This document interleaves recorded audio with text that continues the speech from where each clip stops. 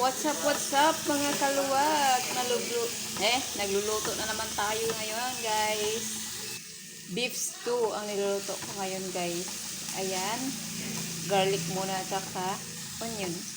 So, ayan. Isusunod natin yung beef natin, guys. Tenderloin yan.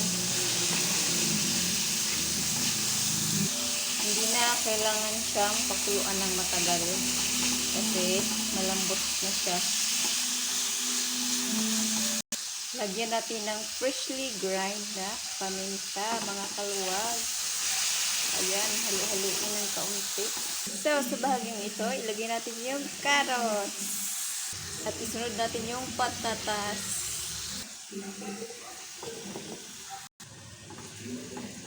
At halo-haloin natin, guys.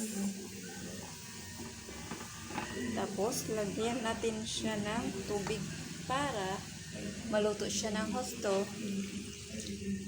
So, ayan mga kaluwag. Luto na siya. Guys, lagyan natin siya ng beef cube. Lasang-lasa yung ating beef. So, ayun, ilagay natin itong Baguio beans.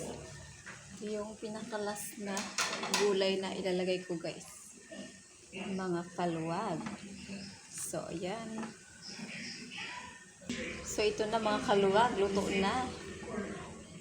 Ayan. Thank you so much for watching. Bye-bye. God bless everyone.